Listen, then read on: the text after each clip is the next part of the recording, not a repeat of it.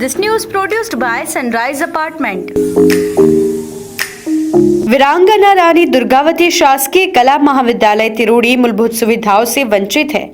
सर्वविदित है कि तिरोड़ी को लंबे संघर्ष के बाद कॉलेज की सौगात कुछ वर्ष पूर्व मिली और कला संकाय से शुरू हुआ कॉलेज आज बीएससी संकाय के साथ छात्र छात्रा यहां अध्ययनरत है, किंतु कई मूलभूत असुविधाओं से जूझ रहा है वीरांगना रानी दुर्गावती कला महाविद्यालय। इस विद्यालय में वर्ष बीएससी फाइनल की सुविधा प्रारंभ हुई है, किंतु प्रैक्टिकल के लिए न प्रयोगशाला है न उपकरण। इस संबंध में प्राचार्य नयनवती धारने ने बताया कि प्रैक्टिकल उपकरण के लिए बजट भिजवा दिया गया है।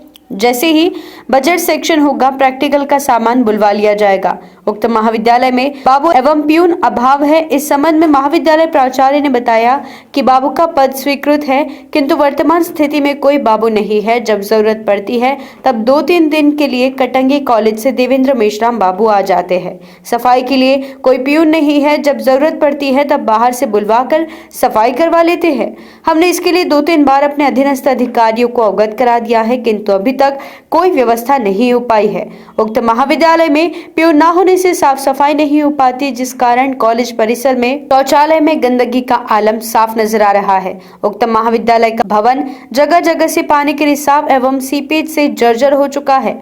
महाविद्यालय की नई बिल्डिंग बन चुकी है, किंतु वहां भी बैठने के लिए 2 क्लास की व्यवस्था है, जबकि 8 क्लास की जरूरत के चलते नई बिल्डिंग में शिफ्ट नहीं हो पा रहे हैं। स्टाफ अटेंडेंस के लिए थंब बायोमेट्रिक मशीन नहीं है। इस संबंध में प्राचार्य से बात करने पर उन्होंने बताया कि हमारे यहाँ मशीन नहीं है। जहाँ बड़े कॉलेज होते हैं वहाँ बायोमेट्रिक मशीन की व्यवस्था रहती है, हमारे यहाँ मशीन अलॉट नहीं हुई है। इनका कहना है कि हमारे यहाँ कॉलेज में 298 छात्र छात्राएं हैं। स्टाफ में 13 अतिथि शिक्षक, 2 परमानेंट शिक्षक, 1 कंप्यूटर ऑपरेटर एवं चौकीदार है। बाबू का पद स्वीकृत है, परंतु कोई बाबू वर्तमान में नहीं है।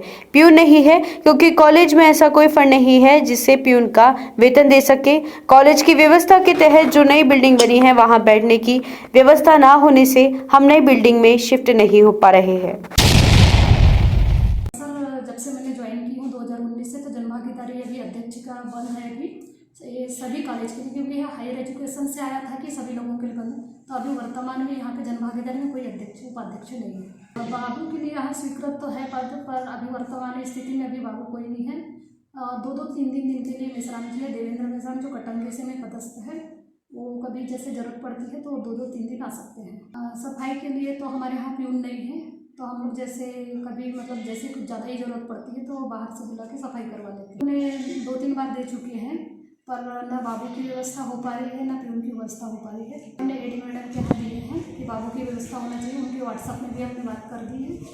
देवेंद्र मेश्राम के लिए हमने बोले थे कि 3 दिन के लिए आप उपलब्ध कराइए यहाँ पे, पर अभी तक कोई व्यवस्था नहीं हुई। हमारे यहाँ गेस्ट फैकल्टी में 13 स्टाफ है और परमानेंट में हम लोग 2 आए हैं। एक जूलॉजी वाली मैडम है और उसके बाद में एक कंप्यूटर ऑपरेटर है और एक चौकीदार। 298 है छात्रों की संख्या, छात्र छात्रा 298।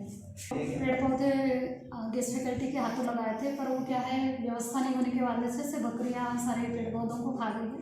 तो कोई फंड नहीं आया है, हायर एजुकेशन से कोई फंड नहीं है।